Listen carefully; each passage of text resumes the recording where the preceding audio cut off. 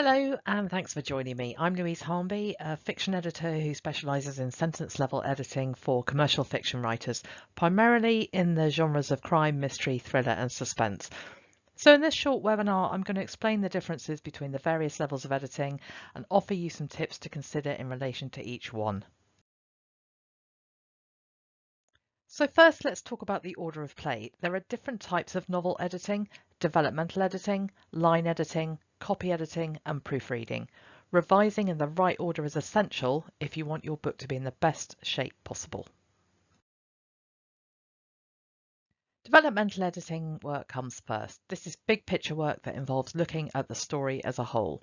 You'll also hear it called structural editing and story editing and perhaps even content editing. And the base components always include 7 things: plot, structure, characterization, pace, viewpoint, narrative style, and tense. Plot is the sequence of events that take the reader from the beginning to the end. Structure determines how the plot is organised. Even if B occurred after A, the reader might still learn about B before the events of A are unveiled.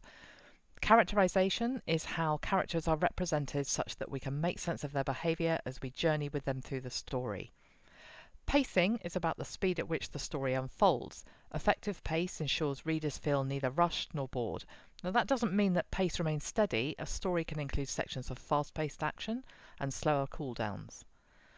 Viewpoint. In each chapter or section, readers should understand who the narrator is, whose eyes they are seeing through, whose emotions they have access to, whose voice dominates the narrative.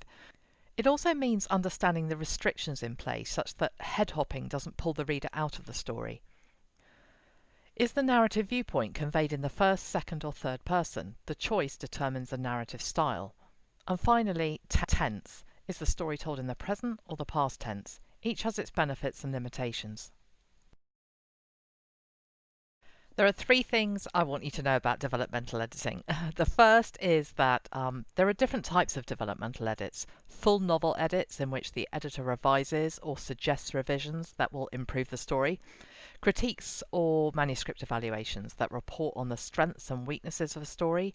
And sensitivity reads that offer specialist reports on the potential misrepresentation and devaluation of marginalised others. The second thing is that different editors handle developmental edits in different ways. One might include an assessment of genre and marketability, another might not. Some editors revise the raw text, others restrict the edit to margin markup. So check what you're being offered against what you want. Third, developmental editing isn't about checking spelling, grammar, and punctuation. That's sentence level work.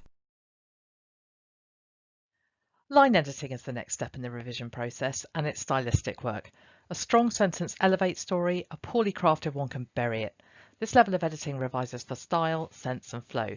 You might also hear it referred to as substantive editing or stylistic editing. Editors will be addressing the following when it comes to line editing.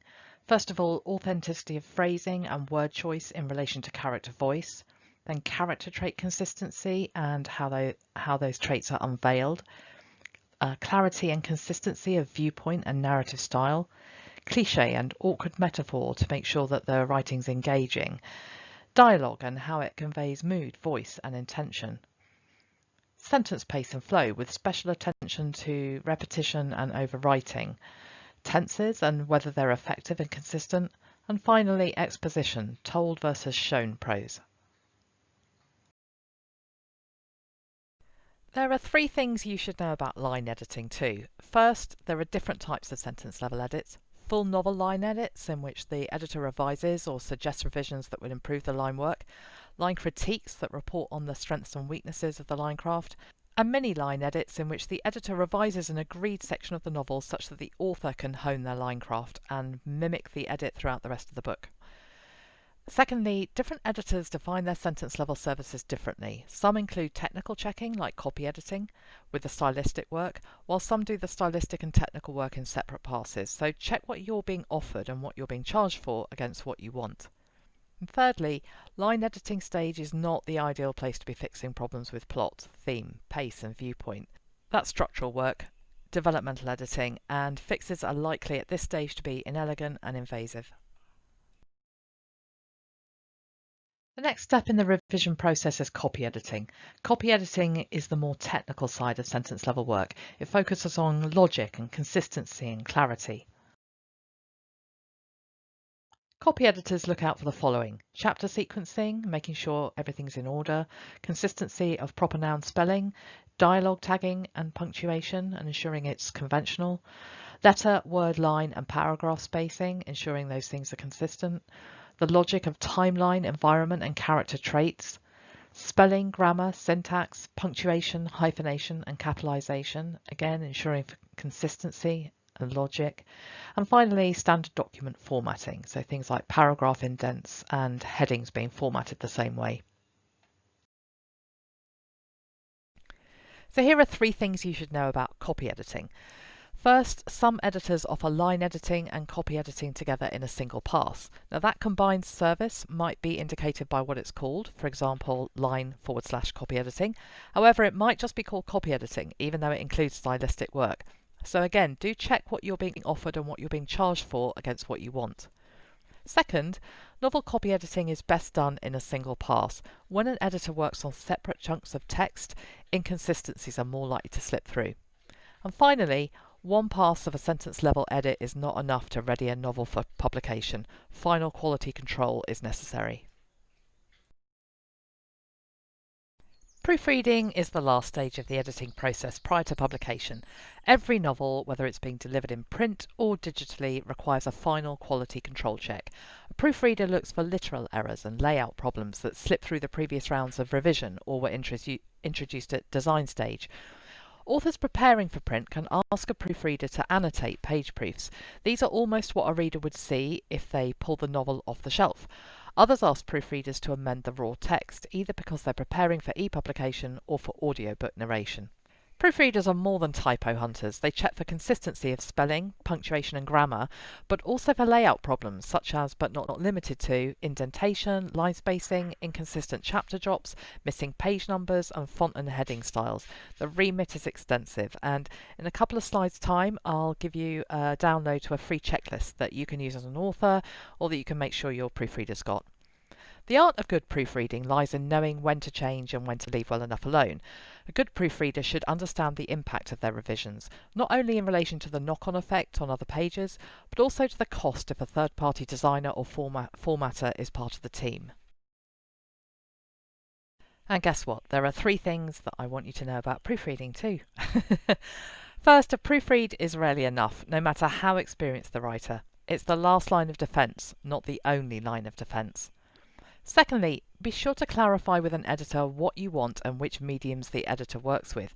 Proofreading design page proofs requires an additional level of checking that a raw text review doesn't. And some editors work only on raw text, some only on PDF, and some only on hard copy. And finally, proofreading is about quality control. The proofreader should be polishing the manuscript, not filling in plot holes or trimming purple prose. And here's that proofreading checklist that I promise you if you want to get your proofreader or you yourself want to check designed page proofs. It's available for free at harnby.co/proofreading-checklist. So which type of editing do you need?